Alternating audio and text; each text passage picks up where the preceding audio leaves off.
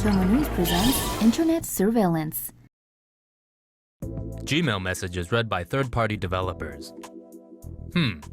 Maybe it's time to switch back to Hotmail. Google has confirmed that third-party app developers can sometimes read private emails sent by Gmail users. Developers gain access when Google asks users for permission via a pop-up box the app asks to read, send, delete, and manage your email. According to the BBC, Google indicates the practice is not a violation of policy. The company says third-party developers need access to help Google build various services. According to the Washington Post, ReturnPath and Edison Software reviewed private emails. ReturnPath allegedly read 8,000 user emails from 2 years ago to develop Google's software. Edison Software reviewed hundreds of emails to build a new software feature. Both ReturnPath and Edison Software defended their actions, with the latter claiming that they have since stopped this practice. Engadget reports Google users can revoke access from any third-party apps by going to its security checkup page. Bad news for Samsung users. Have a Samsung? Has it been sending texts and photos by itself? A number of Samsung phones, including the Galaxy S9 and S9 Plus, have reportedly been sending users stored photos to people on their contact list without permission. Those who have been affected say evidence of the photo sharing did not appear on Samsung Messages app, but were recorded on phone carrier logs. Many of the complaints have been from T-Mobile subscribers, leading to speculation that the bug was triggered by the carrier's RCS update, which adds features to improve texting. While Samsung is still looking into the problem, there are two temporary fixes. Users can revoke Samsung Messages permissions to access storage, or switch to a different texting app. The fixes may be a pain for some, but until Samsung rolls out a real solution, it's either this, or sending your entire camera roll for family and friends to see. Yahoo reportedly helped the US government spy on its own customers. According to a Reuters report, Yahoo has secretly been searching through their customers' private email accounts on orders from US intelligence. Oh crap, not our cat memes! Citing ex-employees and another source, Reuters reports that Yahoo was looking through emails for the feds or the NSA. The company reportedly scanned emails for a set of characters that cyber spies were after, but it's unknown if Yahoo actually passed any of that information on. Responding to the report, Yahoo simply said they're a law-abiding company. Meanwhile, Google and Microsoft, two of the largest email providers, both told Reuters they've never performed such a search. Google said it's never been asked to, and wouldn't comply if told to do so. Ooh, rebel. Meanwhile, Microsoft wouldn't say if they did receive one. Ooh, interesting. What about you? Do you have anything in your emails US intelligence would like to know about? Facebook is coming for your face. Oh no. Facebook announced on Tuesday it will soon be introducing new facial recognition features in order to give users more tools to manage their identity on the platform. People will soon be able to activate facial recognition with an on-off switch to enable 3 different features, according to a Facebook blog post. First, Facebook will alert you when pictures of you are uploaded, even if you have not been tagged in them. Second, you will be notified if your face is being used as a profile picture. Third, visually impaired users can now hear aloud the people tagged around them in group photos. And to get all these great features, you only need to give your face data to Facebook. Giving biometric data to a social media site? Sounds like a solid plan. Lawsuit says Facebook's been spying on users. A lawsuit filed in California claims Facebook hasn't been very friendly to its users. Former startup 643 claims that Facebook used its apps for mass surveillance on users by assembling data from their text and photos, listening to their microphones, and using Bluetooth to pinpoint locations, sometimes without consent. 643 had an app called Pinkini that let you scan their Facebook friends for bikini pics.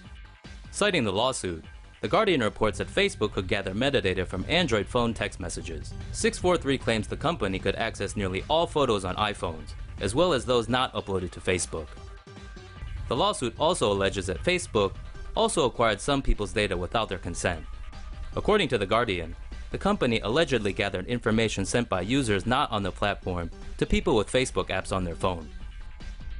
Citing the lawsuit, The Huffington Post reports Facebook allegedly used information from Onavo, an app it owns, to observe what people use their phones for beyond Facebook. Facebook has rejected all the claims made by 643. There's no escaping in China. Chinese authorities have begun donning high-tech glasses to spot suspects, the latest use of facial recognition technology in the increasingly all-seeing state. Police in Zhengzhou can now verify people's identities within minutes using sunglasses with a camera attachment, which is connected to a database via a portable device.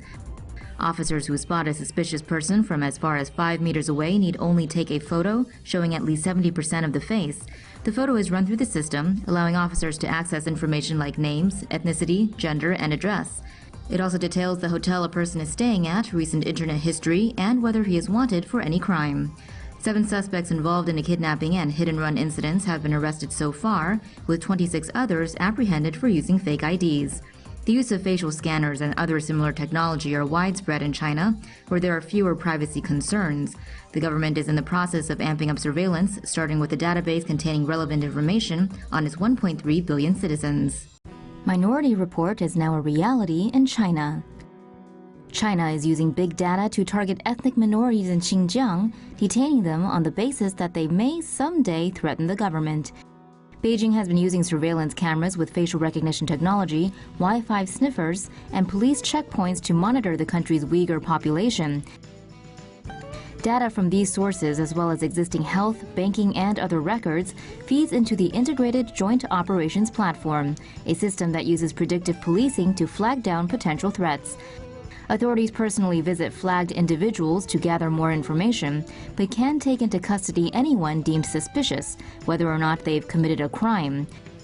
Most detainees are sent to political education centers where they are reportedly indoctrinated in Chinese socialist ideology. Reports estimate that roughly 120,000 people are being held indefinitely without charge or trial inside the camps. China is watching. The world's most populous country is building its surveillance network and could soon be keeping a close eye on each and every one of their 1.3 billion citizens. Roughly 176 million AI-equipped surveillance cameras are currently installed all over China, with the number set to increase to 626 million by 2020. Citizens' ID profiles, social media photos, and other personal details are being filed in a database and connected to security cameras nationwide. The advanced surveillance system uses facial recognition technology to instantly identify the name, gender, and age of any pedestrian and the type and color of any vehicle. The same technology is being used by commercial and private institutions for financial dealings, keyless entry, and even to thwart toilet paper theft. The system can also scan faces and compare them with the police database, allowing authorities to locate and apprehend criminals at large. The network claims to boost safety and security and reduce crime, but has ironically been dubbed Skynet. Terminator, anyone? That Skynet ended up trying to exterminate humanity, but the Chinese version will probably be worse. Social media monitoring program helps police track protesters. According to the American Civil Liberties Union, police have been using a social media monitoring program called Geophidia to track protests and target minorities. The ACLU obtained emails between Geophidia and law enforcement, which mention the Ferguson situation and how to stay ahead of rioters. Geophidia is a social media monitoring program that utilizes APIs obtained from sites including Twitter, Facebook, and Instagram. Data obtained by Geophidia come from user posts that are public and include their location. Geophidia subscribers can search for social media posts by location, by inputting an address, or drawing parameters on a map. Subscribers can further narrow their search results by including key terms or phrases. Geophidia also is able to analyze the content data it receives, which makes it useful for clients like law enforcement. If a person attends a protest or rally and posts a public photo with the location tagged, this would be recorded in Geophidia's database. If the person were to write that they were photo-bombed at said rally, Geophidia would categorize the content as non-threatening.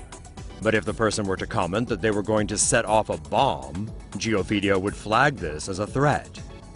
This makes the program useful to law enforcement, which can use it to predict potential threats. Since the ACLU's report was released, Twitter, Facebook, and Instagram have restricted Geofedia's access to data. Baltimore residents under aerial surveillance. Baltimore police have acknowledged that the city's residents have been subject to secret aerial surveillance since January. The Persistent Surveillance Systems employs cameras positioned at different angles, attached to the bottom of a plane. The plane flies over the city in a circular pattern, allowing the onboard cameras to take pictures of 32 square miles of the city. The images taken by the cameras are then stitched together to form 192 megapixel images. The images are continuously transmitted to a ground station. As the images are constantly updated, analysts can trace the movement of vehicles or suspects prior to or after a crime. Baltimore police spokesman T.J. Smith said the system was used for 100 hours between January and February, and for 200 hours over the summer. The police department will evaluate whether to use the systems permanently.